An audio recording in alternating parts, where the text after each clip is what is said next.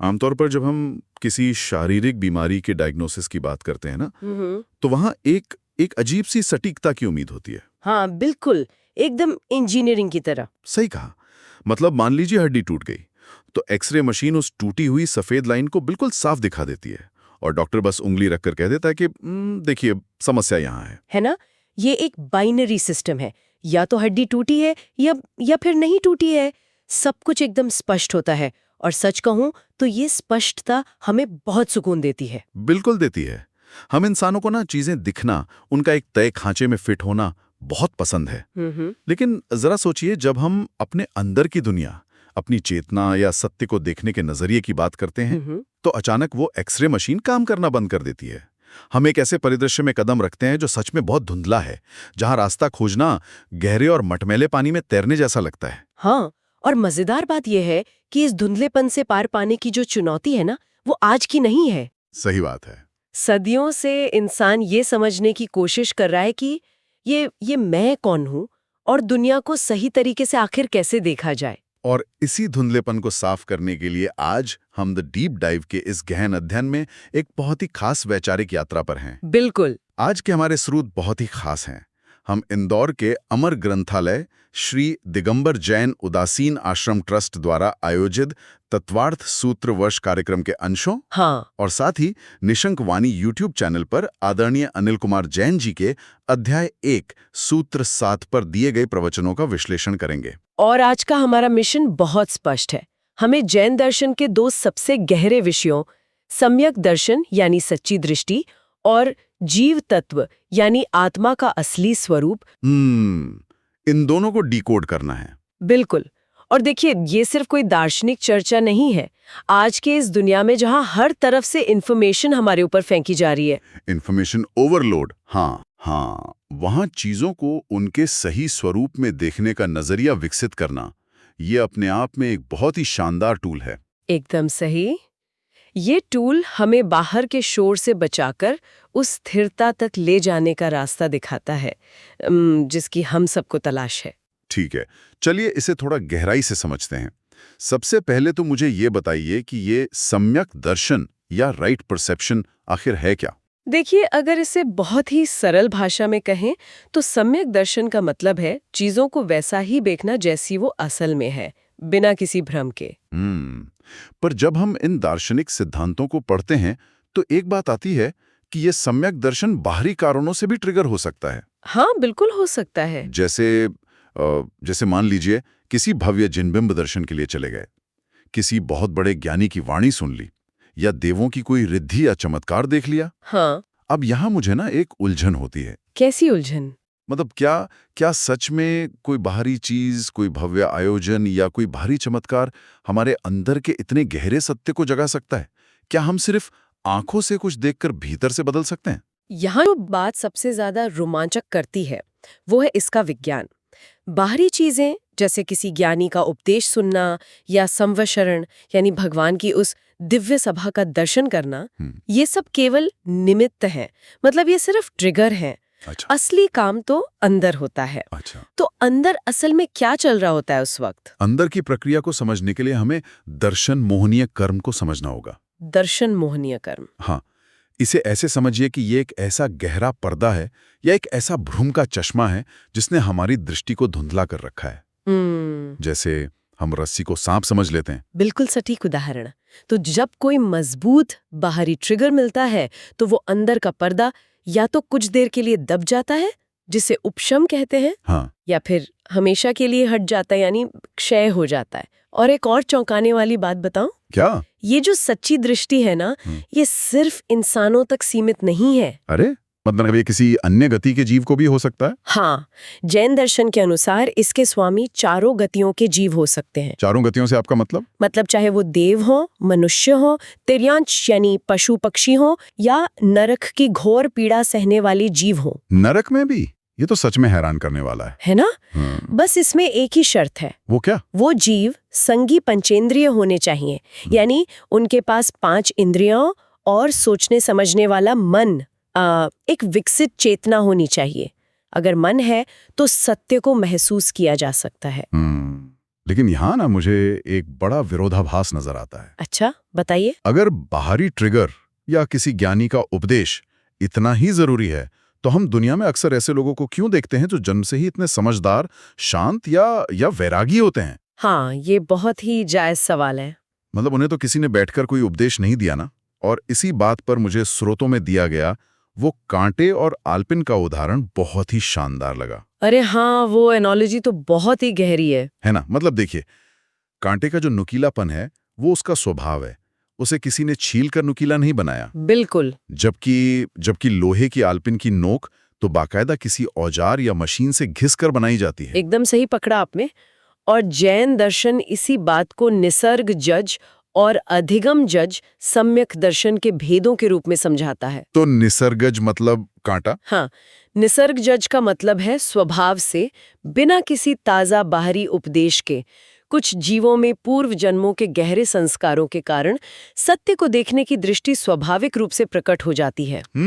उन्हें किसी गुरु या मंदिर की तुरंत जरूरत नहीं होती। बिल्कुल नहीं, वो ज्ञान उनके भीतर से ही फूट पड़ता है। और आल्पिन का मतलब हुआ अधिगमज? हाँ, अधिगमज यानी जो उपदेश के द्वारा या किसी बाहरी घटना से बना हो। और इसे और रोचक बनाने के लिए हम गोस्वामी तुलसीदास जी का वो मशहूर किस्सा देख सकते हैं। हाँ, वो उनकी पत्नी वाला किस्सा। बिल्कुल। हम सब जानते हैं कि तुलसीदास जी अपनी पत्नी से कितना ज्यादा मोह करते थे। इतना मोह कि भयंकर बारिश में उफनती नदी पार करके उनसे मिलने पहुंच गए थे। हाँ, और कहते हैं कि उन्होंने नदी पार करने के लिए एक मुर्दे को नाव समझ लिया था। बाप रे। और जब वो इतनी मुश्किलों के बाद वहां पहुंचे तो उनकी पत्नी ने उन्हें क्या कहा? अस्थि चर्ममय देह, तासो ऐसी प्रीत। मतलब इस हड्डियों और चमड़े के नश्वर शरीर से इतना प्यार? हाँ, उनकी पत्नी ने ताना मारा कि अगर इसका आधा प्यार भी भगवान राम से किया होता तो भवसागर पार कर जाते। ये तो सच में बहुत चुभने वाली बात थी। लेकिन जरा उस पल की गहराई को देखिए। ये ताना तुलसीदास जी के लिए एक अधिगमज ट्रिगर बन गया। अच्छा। हाँ, ये वो हथौड़ा था जिसने आल्पिन को नुकीला कर दिया। इस एक बाहरी चोट ने उनके अंदर के मोह के पर्दे को फाड़ दिया और वे रामचरितमानस रचने के लिए निकल पड़े। क्या बात है! तो ताना सिर्फ एक आवाज नहीं थी, वो एक सर्जिकल स्ट्राइक थी। बिल्कुल। यहाँ बात सच में बहुत दिलचस्प हो जाती है। चलिए, ट्रिगर मिल गया, ज्ञान हो गया। लेकिन क्या एक बार ज्ञान प्राप्त हो जाने के बाद वो हमेशा टिका रहता है? ये इतना सीधा नहीं है। इसीलिए मैं पूछ रहा था, क्योंकि स्रोतों में गंदे पानी और फिटकरी की जो एनालॉजी है वो तो कुछ और ही कहानी कहती है। हाँ, वो एनालॉजी कर्मों की इस पूरी विज्ञान प्रयोगशाला को बहुत अच्छे से समझाती है। तो जब हम पानी में फिटकरी यानी एलम डालते हैं तो कीचड़ नीचे बढ़ जाता है, पानी एकदम शीशे जैसा साफ दिखने लगता है। लेकिन कीचड़ पानी से बाहर तो नहीं निकलता ना? क्या हमारे कर्मों और सम्यक दर्शन के साथ भी ऐसा ही होता है? बिल्कुल ऐसा ही होता है। दर्शन इसके 3 स्तर बताता है। पहला है उपशम। उपशम? हाँ, ये बिल्कुल उस फिटकरी वाले पानी की तरह, कीचड़ नीचे बैठ गया है, दृष्टि एकदम साफ है, लेकिन ये सिर्फ अंतर्मुहूर्त के लिए होता है। अंतर्मुहूर्त यानी लगभग 48 मिनट से भी कम समय। इसे आप ऐसे समझिए जैसे घने जंगल में रात के समय अचानक बिजली चमकने से रास्ता दिख जाना। ओहो, मतलब सत्य की एक पल भर की झलक। हाँ, उजाला हमेशा नहीं रहता, पर आपको भरोसा हो जाता है कि रास्ता यही है। ठीक है, और दूसरा स्तर? दूसरा है क्षयोपशमिक। क्षयोपशमिक? ये कैसा होता है? इसमें पानी कुछ साफ है और कुछ गंदा है, मतलब कुछ कर्म दबे हैं और कुछ उभर रहे हैं। तो क्या ये अवस्था लंबे समय तक चलती है? हाँ, ये 66 सागर तक चल सकती है, जो कि समय की एक बहुत बहुत विशाल इकाई है। लेकिन इसकी समस्या ये है कि ये घटते बढ़ती रहती है। घटती बढ़ती क्यों है भाई? क्योंकि हमारी जो कषाय होती है ना। कषाय? हाँ, यानी हमारे क्रोध, मान, माया और लोभ। जब हम गुस्सा करते हैं तो वो गुस्सा एक चम्मच की तरह उस नीचे बैठे कीचड़ को वापस पानी में घोल देता है। अरे बाप रे! मतलब हमारी सुबह की वो शांति और स्पष्टता एक पल के गुस्से से फिर धुंधली हो जाती है। बिल्कुल, हम खुद ही उस पानी को गंदा कर देते हैं। तो क्या इस कीचड़ को पूरी तरह से निकालने का कोई तरीका है? हाँ, और वही तीसरा स्तर है क्षायिक। क्षायिक? क्षायिक में कीचड़ को पूरी तरह से छानकर निकाल दिया जाता है। ये स्थायी सम्यक दर्शन है। जब ये हो जाता है तो सत्य कभी नहीं छिपता। ये तो एक बहुत ही आजाद करने वाली अवस्था है। बिल्कुल है। लेकिन भाई, जब हम इन कर्मों की, इस कीचड़ की बात कर रहे हैं तो यहाँ एक थोड़ा तीखा सवाल उठता है। पूछिए। इन कर्मों को आखिर भोगता कौन है? शरीर तो खत्म हो जाता है। और ये सवाल हमें हमारे दूसरे मुख्य विषय पर ले आता है, जीव तत्व यानी द सोल। हाँ, क्योंकि देखिए जो भौतिकतावादी या मटेरियलिस्ट सोच वाले लोग हैं वो तो कहते हैं कि आत्मा वात्मा कुछ नहीं होती। हाँ, बहुत से दर्शन ऐसा मानते हैं। उनका तर्क है कि पृथ्वी, जल, अग्नि जैसे 5 तत्वों के मिलने से ही जीवन बन जाता है। शरीर खत्म तो सब खत्म।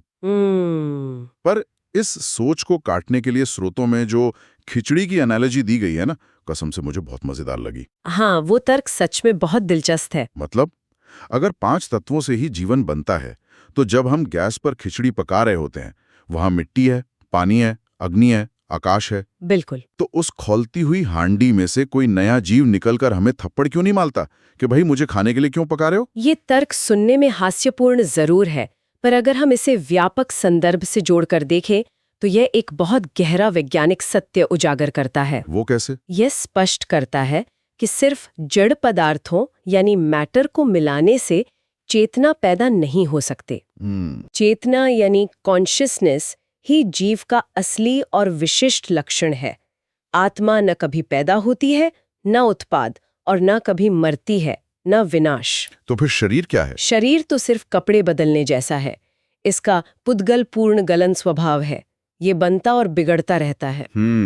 और जब हमें ये समझ आ जाता है कि मैं अमर हूं तो क्या होता है? तो मृत्यु का सारा डर ही खत्म हो जाता है। ये तो सच में बहुत पावरफुल है। बिल्कुल। लेकिन अगर आत्मा अमर है और सब कुछ हमारे अंदर ही है तो क्या हम ज्ञान प्राप्ति के लिए जीवन के आखिरी पलों का या डेथ बेड का इंतजार कर सकते हैं? आप शॉर्टकट की बात कर रहे हैं? हाँ, मतलब आज के दौर में जहां सबको क्रैश कोर्स चाहिए तो लोग सोचते हैं कि अभी मजे कर लो, अंत समय में सब त्याग कर समाधि ले लेंगे। क्या ये इतना आसान है? इससे एक बहुत ही महत्वपूर्ण सवाल खड़ा होता है और इसका जवाब उस जिद्दी राजा और बूढ़े जौहरी की कहानी में मिलता है। जौहरी यानी जो रत्नों की परख करता है? हाँ, तो राजा ने जौहरी से कहा कि मुझे रत्नों की परख करना सिखाओ, और वो भी अभी के अभी, तुरंत। अरे ऐसे तुरंत कैसे सीख सकते हैं? वही तो उस समझदार जौहरी ने कहा, महाराज मैं सिखा दूंगा, पर मेरी एक शर्त है। क्या शर्त? बदले में आप मुझे राजनीति सिखाइए, और वो भी अभी के अभी। ओहो, क्या करारा जवाब था। राजा चकरा गया। उसने कहा कि राजनीति रातों रात थोड़ी सीखी जा सकती है। तो जौहरी ने भी क्या दिया होगा कि रत्नों की परख भी एक दिन का काम नहीं है। एकदम सही। और यही बात सम्यक दर्शन और अंतिम समय की संलेखना पर भी लागू होती है। मतलब कोई शॉर्टकट नहीं है? कोई शॉर्टकट नहीं है। इसके लिए निरंतर अभ्यास चाहिए। असफल होने पर बार बार प्रयास करना पड़ता है, बिल्कुल किसी वैज्ञानिक की तरह। और सबसे बड़ी बात, आचार्यों और गुरुओं के सानिध्य की जरूरत होती है। तो आज के इस पूरे गहन अध्ययन से हमने ये सीखा कि ज्ञान और सच्ची दृष्टि का मिलना कोई रातों रात होने वाला चमत्कार नहीं है। बिल्कुल नहीं। ये तो अपने अंदर की कीचड़ को साफ करने, अपने असली स्वभाव को उस कांटे की तरह पहचानने और एक वैज्ञानिक की तरह लगातार प्रयास करने की प्रक्रिया है। और आज की भागदौड़ भरी जिंदगी में ये समझना बहुत जरूरी है। जब हम जान लेते हैं कि हमारा मूल स्वरूप अमर है और बाहरी चीजें सिर्फ ट्रिगर हैं, तो ये हमें हर तरह के तनाव और डर से मुक्त कर देता है। क्या बात है। और इसी आजादी के एहसास के साथ मैं इस एपिसोड को, मेरा मतलब है इस चर्चा को, एक गहरे सवाल के साथ खत्म करना चाहूंगा। बिल्कुल, बताइए। अगर हमारी चेतना उस गंदे पानी में मौजूद साफ पानी की तरह बिल्कुल अलग और शुद्ध है, तो जरा सोचिए, दिन भर में जिन बातों को लेकर हम इतना तनाव लेते हैं ना, उनमें से कितनी बातें हमारी असली पहचान का हिस्सा हैं और कितनी सिर्फ वो कीचड़ है जिसे हम बिना वजह खुद में घोल रहे हैं। बहुत ही विचारणीय सवाल है। इस पर विचार कीजिएगा और हमारे साथ इस वैचारिक यात्रा में जुड़ने के लिए आपका बहुत बहुत धन्यवाद।